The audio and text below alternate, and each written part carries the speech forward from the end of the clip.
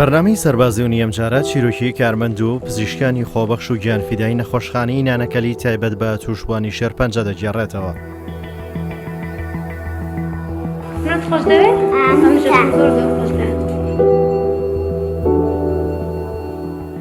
ئەو مرۆڤ خۆنەویست و خۆبەخشانە خزمەت بە هەستیارترین توێژی کۆمەڵگا دەکەن و ئێش و ئازار و برینە قوڵەکانیان ساڕێژ دەکەن.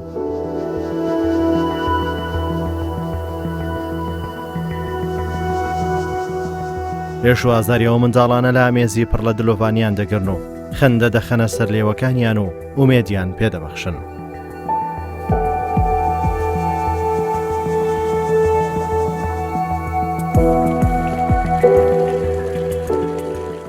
ئێرە نەخۆشخانەی نانەکەلیە. ئەم نەخۆشخانە دەکەوێتە ناوەندی شاری هەولێر کە تایبەتە بە نەخۆشیەکانی شێرپەنجە کە ئەو نەخۆشیە کوشندە و مەترسیدارە و مرۆڤ هیلاک دەکات. لێرە چەندین پزیشک و کارمەندی تەندروستی کە بە خۆبەخشانە 24 کاتژمێر کار دەکەن بۆ چاودێریکردنی تەندروستی تووشبوانی شێرپەنجە. لە سەرجەم شار و شارچکەکانی هەرێمی کوردستان و عێراق نەخۆش ڕوو لەو نەخۆشخانەیە دەکات.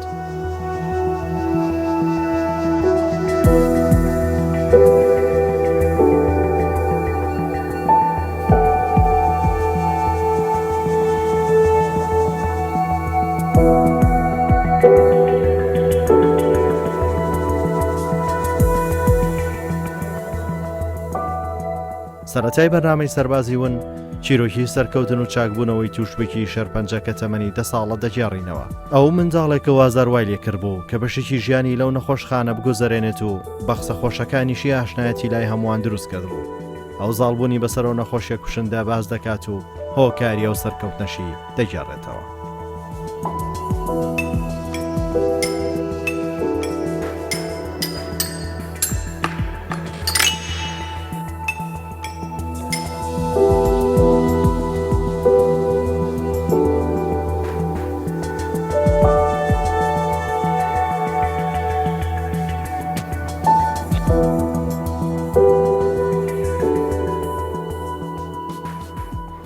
ئەنەس خدرا 5 ساڵ پێشێستا هاتمە ئێرە ئەلێرە کارمەند و دکتۆر و دکتۆرەکان چارەسەری نەخۆشیان دەکرد و چارەسەری منیان کرد.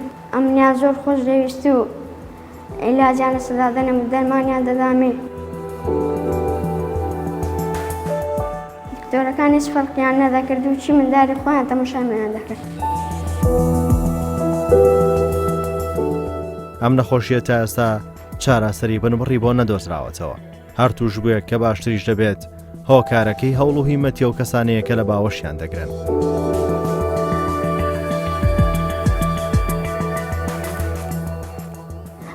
ئەم نەخۆشە ئازاریە بووە من، بەڵام ئەو پزیشک و کارمەندانە ئازاریان نێشت. بۆیە من پزیشک و کارمەندەکانم خۆش دەوێ ئەوان لە دڵی مندانە.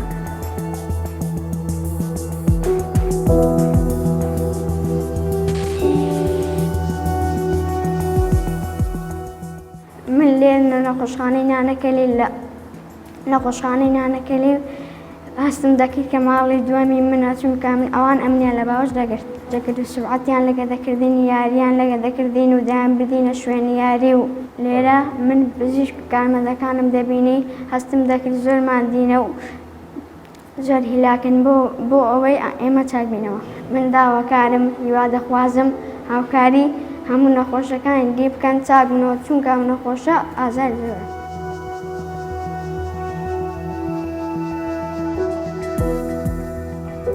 ئەم بەڕێزە ئازیزی ئێمە وەک جگەرگۆشەکانی خۆمان سەیرم کردە بە گەواهی دایکی کە لێرەیە چەندە خزمەتمان کردووە و بێ وچان لەگەڵ یا ئادوێن و بۆ خۆشی منداڵێکی ڕوحسووکە تەمەند درێژبی هیوامان چاکبوونەوەیە. ئەمە کاتێک کۆرسەکانی تەواوە بێکە لەلایەن پزیشکی پسپۆڕەوە بۆی داوین کراوە ئەو کات ئەچێتەوە ماڵەوە.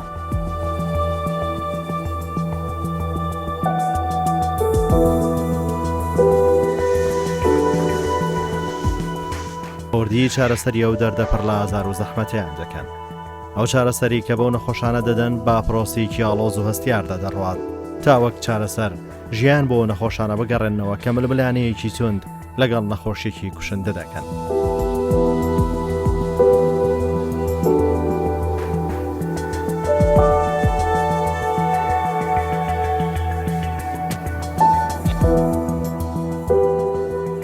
هیوام شیفایە بۆ گشت ئەو کەسانەی کە دێن بۆ ئێرە و هیوادارم هیچ کەسێک تووشی کێشەی شێرپەنجە نەبی بۆەوەی نێ بۆ نەخۆشخانەکەی ئێمە.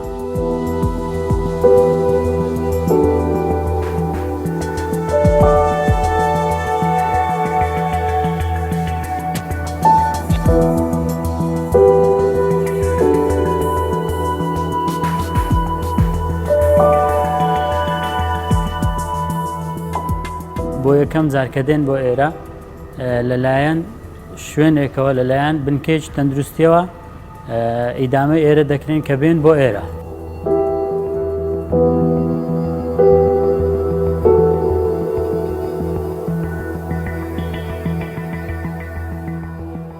بە ئیرادێکی بەهێز دەست و بازویان هەڵکردووە بۆ خزمەتکردن بەو نەخۆشانەی کە خێزانەکانیان لە چاوەڕانی دەستی ماندووی مرۆڤانن کە بەشێک لەو نەخۆشانە مردن بەرەوکی گرتوون. و نەخۆشەکانی ئێمە تایبەتمەندیان لە نەخۆشخانەکانی تر جیاوازە. نەخۆشخانەکەی ئێمە تایبەتە بە توشبوانی شێرپەنجە و شێرپەنجە ئازارێکی قوڵە و ئازارێکی تاڕادەیەک قورسە و بۆ نەخۆشەکە و بۆ هاوڵی نەخۆشەکە و بۆ خزمانی نەخۆشەکەش زۆر قورسە و قبولکردنی لە سەرەتادا زۆر قسە. بۆیە ئێمە لە نەخۆشخانەی نانەکەلی دوو پرانسیپی مرۆییمان لەبەردەستە. پرانسیپی یەکەممان کاری مرۆییە کە بریتە لە تەهیەکردنی ئەو نەخۆشانەی کە چۆن چارەسەری شێرپەنجە وەردەگرن و دووەمیشان پێدانی چارەسەری تەندروستیە. ئەوانە نەپشووی کەرەنتین و نەپشۆ فەرمیەکان نایانگرێتەوە چونکە لە چەند خولەک بیاگابوون لەو نەخۆشانە نەخۆشەکان ژیانیان دەکەوێتە مەترسیەوە. ئەو نەخۆشانە کە نەخۆشی خوێنیان هەیە نەخۆشی شێرپەنجەیان هەیە بە هەموو تەمەنێک ئەومان هەیە نەخۆشی چارەسەری کیمیاوی متابعە فحوساتیان لە بۆ دەکرێت بەردەوام هەیە پرۆتۆکۆلاتیان هەیە داخڵ دەبن عیلاجی وەرەگرن هەیە عیلاجی بەس ئەو ڕۆژەکە وەرێگرن لە دار و ئۆڕۆنەوە.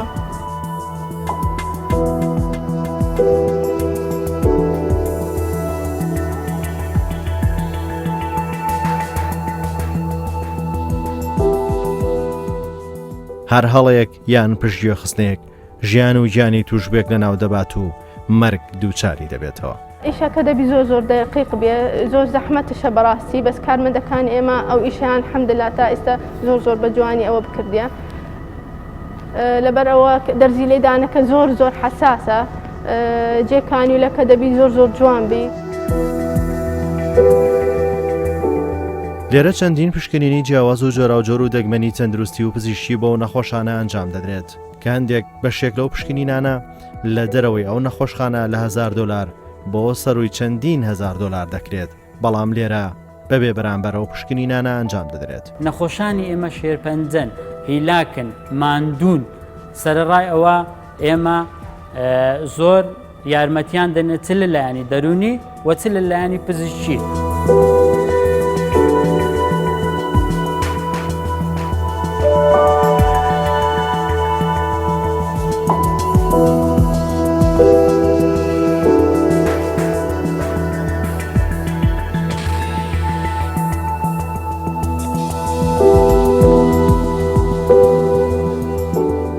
لە ماوەی ڕابردوو لە بەرەنگاربوونەوەی ڤایرۆسی کۆڕۆنا نەخۆشخانەی نانەکەلی تەنانەت بەشی شێرپەنجە لە نەخۆشخانەی ڕزگاریش بەردەوام بوونە لە خزمەتکردن بە شێوەیەکی خۆنەویستانە بە 24 کاتژمێری لەبەر ئەوەی ئەو نەخۆشانێکەوە نەخۆشی شێرپەنجەیان هەیە تایبەتمەندیەکی تریشی هەیە جگە لەوەی کەوا پێویستە چارەسەرەکانیان بەردەوام بێتن پێویستە پارێزگاریشیان لێ بکرێتن چکەوانە بەرگری لەشیان کەمە. بۆیە چ نەخۆشخانە چ پزیشکەکان کارمەندەکان زۆر کارەکانیان بە شێوەیەکی ڕێکوپێک کردووە لەو ماوەیە ڕابردوو بەردەوام بوونە چارەسەریان دابین کردیە بۆ نەخۆشەکان و تەنانەت بەشی پاکتاوکردنی نەخۆش و ئەوانە و ئینفێکشن کۆنتترۆل کارەکانیان زۆر بە شێوەیەکی ڕێکوپێک کردیە نەخۆشەکانیان جیا کردبووەوە نیان هێشتیەکەوە تووشی ڤایرۆسی کۆڕۆنا ببن بۆیە کارەکانیان زۆر بەبەرز دەنرخێنین دەستخۆشییان لێ دەکەین هیوای سەرکەوتنیان بۆ دەخوازین و هیوادارین هەر بەردەوام بن لە کارەکانیان.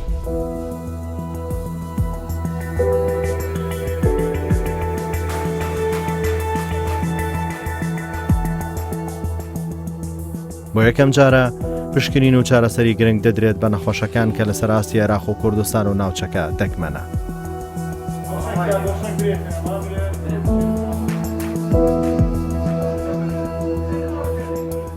ئەوانە سەربازی ونن ئەمە دەستخۆشیان لێ دەکەن بەڕاستی لەو ڕۆژانێک کە لە تقریبن با بڵێ لە مانگی 2-3 کە کۆرۆنا کە بڵاو بوویتەوە لە هەموو جیهاندا ئەوانە بەردەوام بوونە لە کاری خۆیان چەند جاریش کە ڕۆژی پشووی فەرمی بۆ لەلایەن حکوومەت کارمەندەکانمان هاتینە و پزیشکەکانمان هاتینە بۆی ئەو نەخۆشەی لەبەرەوەی نەخۆش شێرپەنجە پرۆتۆکۆلی کیمیاوی هەیە دەبی چارەسەرەکەی لە کاتی خۆی وەربگرێ.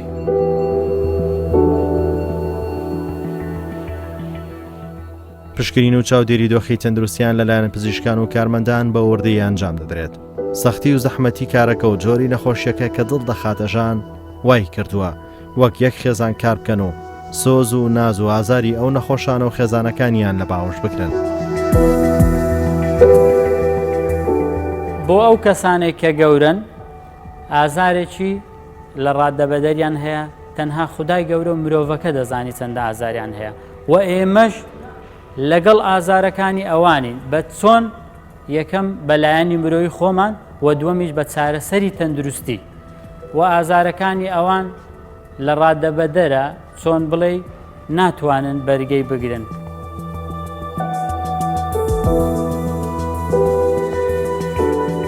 لە ڕێگای کارەکەیانەوە خزمەتی دەیکەن دەیانەوێت ئومێد بەو نەخۆشانە ببەخشن.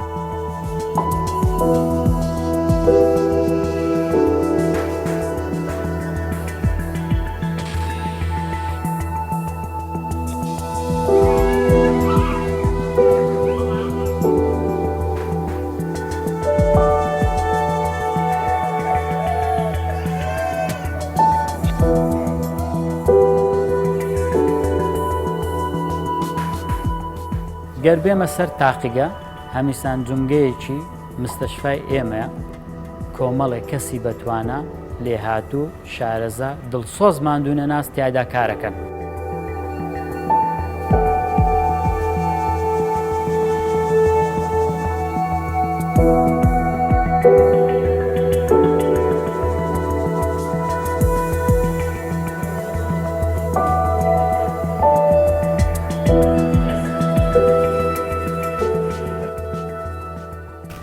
گەر پێت بڵێم لە قەدەغەی هاتوچۆ کە حکوومەتی هەرێم بۆ پلانی کۆڕۆنە دایناوە ئێمە بۆ یەک خولەک نەوەستاوین.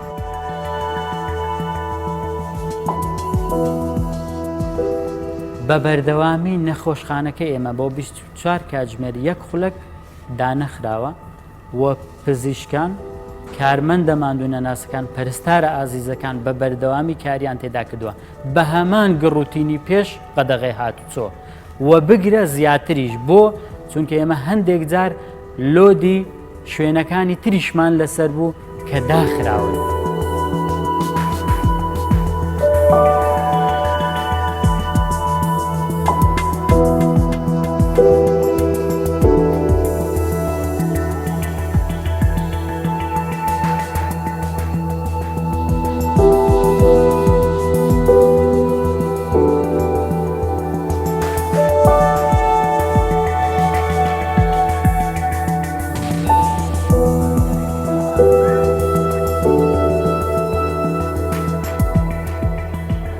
طبعا نەخۆشخانەی نانەکەلی هەر لە یەکەم ڕۆژی ئەو تەنگەشەی ڤایرۆسی کۆڕۆنا نەمانێژ نەخۆشخانەمان پەچی بکەوێ و دابخرێت. ڕاستە نەخۆشی شێرپەنجە وەکو نەخۆشەکانی تر نییە، هەرچی قورسترە ماندووبوونی قورسترە هەم بۆ خودی نەخۆش هەم بۆ کەسوکاری نەخۆش. بۆن ماڕۆمانێ بۆن ماڕۆ ئەسپەرێشنی منداڵان هەموو هەفتانە ڕۆژی شەموان بە GA دکتۆری مخەدیر دێ معاون مخەدیری GA دەدەینە منداڵان بۆی ئەو فەحسەیان بۆ بکەین.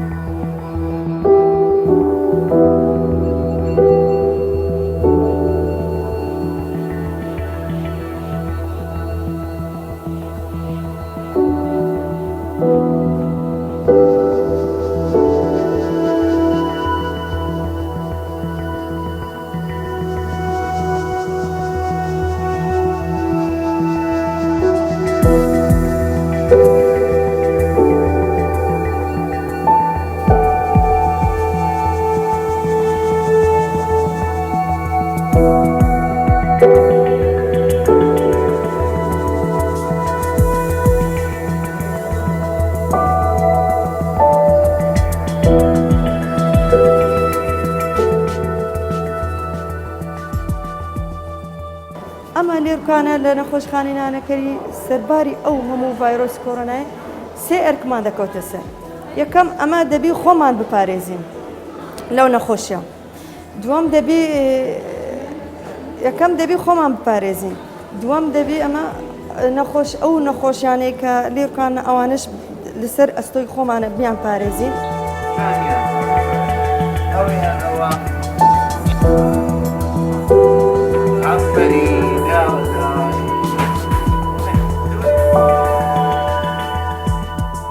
لێرە هەر نەخۆشێک بە جۆرێک دەناڵێنێت، بەشێکیان سەرەتای توشبوونیانەوە، بەشێکی تر ماوەی درێژەوە ئازارە دەچێژن. لە هەمان کات بەشێک لە توشبووان چاک بوونەتەوە و ژیانی ئاسایی خۆیان بەڕێ دەکەن.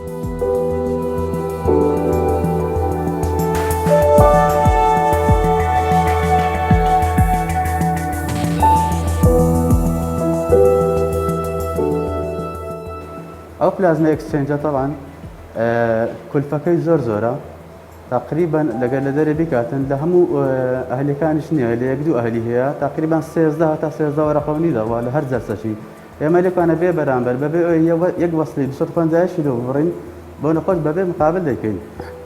طبعا ئەو نەخۆشانێک کە دێن لۆمان بەس هەولێر نینە دەوروبەری هەولێرە دوهۆک زۆر جاران لە کەرکک لۆمان دێت پێشتر لە سلێمانیش لۆماندا تقریبا ئێستا سلێمانی لەگەر ئەو وەزعی نایەتن.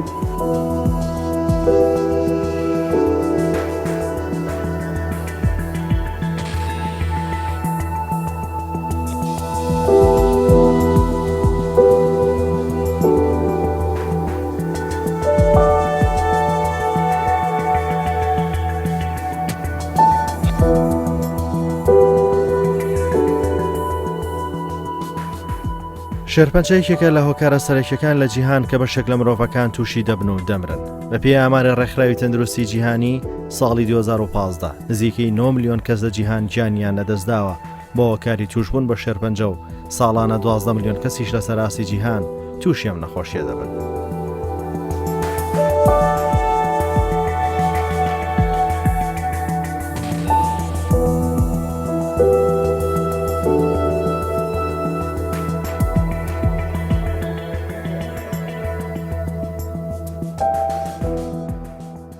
لێرە کە نەخۆشەکان دێن یەکەم جار وەرەقیان لێ وەردەگری و چێکەچی دەرمانەکان دەکەینەوە پاشێنێ داخلی کۆمپیوتەری دەکەین و دەڕواتە غرفەی پشتەوە.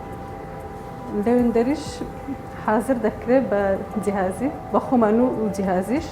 طبعا کە چوینە غرفەی تەحزیری لەبەرەوەی دەرمانەکان کیمیاییە کامل جلچی خۆپارێزی لەبەر دەکەین.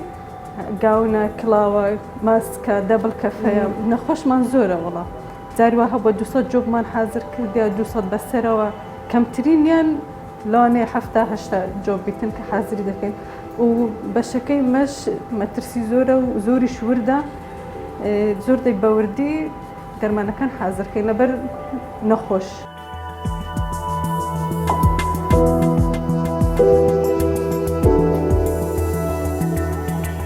لە بەشی ئامادەکردنی چارەسەری کیمیایی ئێمە جاران بە شێوەیەک پێشکەوتو نەبووین. ئێستا کە پێشکەوتنی بەرچاومان بەخۆوە بینە گەر بگەینە باری پێشکەوتن بۆ چونکە ژووری داخرا و کلاسڕوممان هەیە و ئامێری زۆر تایبەتمەندمان هەیە بە گرتنەوەی چارەسەری کیمیایی. لەوێدا بە شێوەیەکی تەندروستی جیهانی چارەسەرە کیمیایەکان ئەگیرێنەوە لە ڕێگای کەسێکی تایبەتمەند و لە ڕێگای دەفری تایبەتمەند ئەگوازرێتەوە ناو نەخۆشخانە.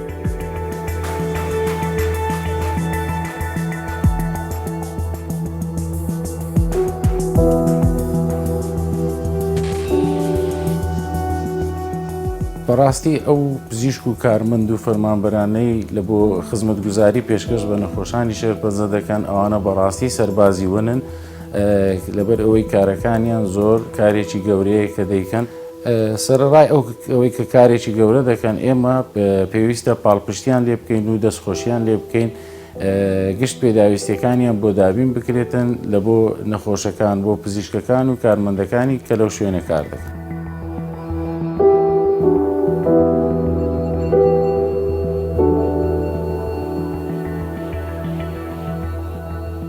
ئەو ڤایرۆسە بەرگری لە شلاواز دەکات و توانای بەرگەرگرتنی نامێنێت و هیچ بربەست و بەرگریەک لە لاش خۆی ناگرێت لە بەرامبەر ئەو ڤایرۆسی کە جەستە دەتاوێنێتەوە لە ناوی دەبات.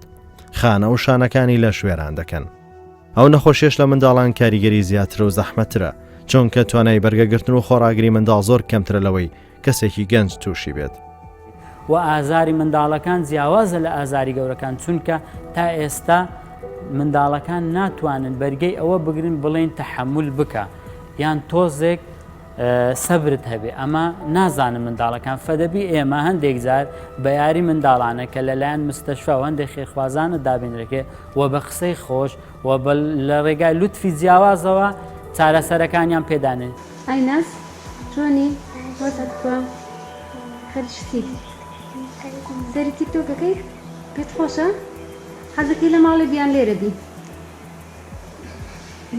دەی هەڵبژێرە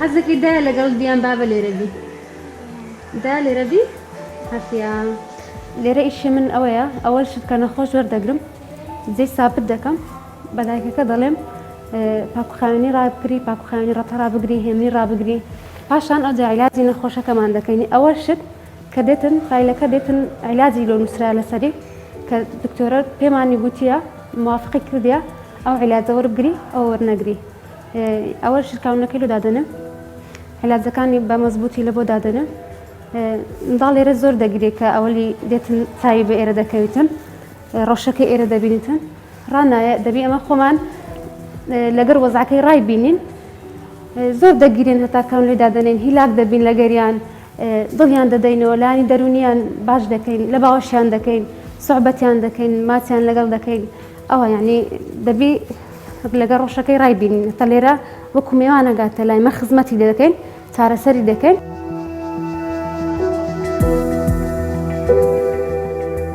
ڕێگەگرتن و چارەسەرکردن و لە ناوبردننی ئەم دوژمنانە سەختە و نێشتنی و هەموو یەش و ئازار و مەترسیانە لە ئاستۆی ئەو پزیشک و کارمەند و خۆبەخشانەیە.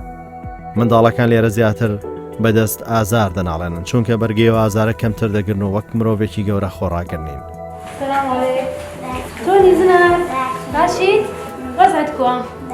زۆر باشی؟ حەمدولیلا. چیت خوارد؟ نەفەیدەرە. چی خوارد؟ دەزانین لە فەیدەرە خراپە؟ هێلو خواردن؟ گۆشتە. گۆشتت خوارد؟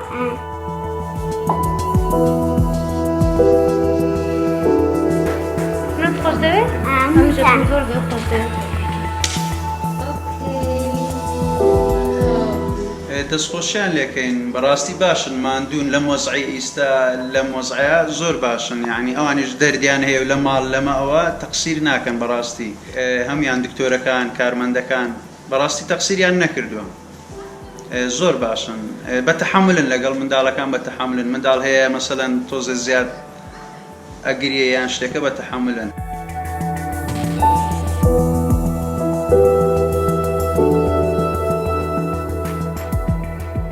طبعا هەمووی مەسئولیەتە لێرە لەبەرەوەی لێرە عیلاج کیمیاوی دەدرێت تەنها عیلاجی ینی التیابات و ئەو شتانە نیە ینی التیابەتی کەم بکەینەوە ئەمە هیچ دەستە سەرەتانی دەکەین عیلاج کیمیاوی دەدەین نەخۆش ئەوە زۆر زۆر دەبی بە دەقیقیش لەگەڵ نەخۆشەکان بکەین.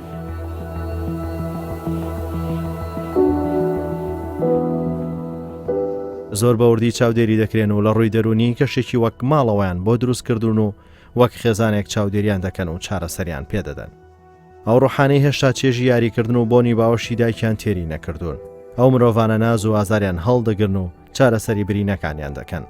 لە ڕێگەی چەندین چالاکی وەک وێنە کێشان و میوزیک و پێشکەشکردنی ڕێنمایی دەرونی دەرگای هیوا و خۆڕاگریان بەڕوودا دەکەنەوە.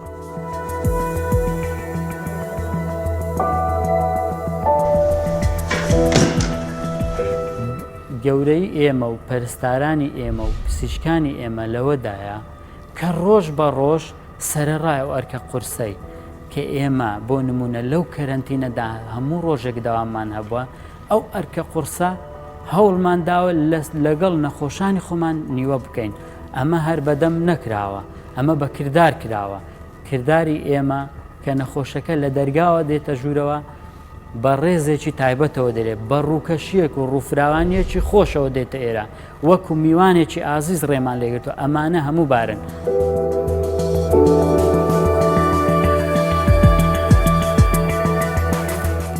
بە هەموو هەوڵ و هەموو کۆشی خۆمان و بە هەماهەنگی لەگەڵ با بڵێن بەڕێوەبەرایەتی گشتی تەندروستی وزارەتی تەندروستی سندوقی کۆمەڵی شێرپەنجە دەمانێت ئەو دەرمان و ئەو ئامێر و ئەو شتانێک کە پێویستە بۆیان دابینکەوێ بۆی بتوانین باشترین چارەسەریان بکەین پێویستیان بە هیچ شوێنێک نەبی بە دەرەوەی وڵات یان دەرەوەی هەرێمی کوردستان.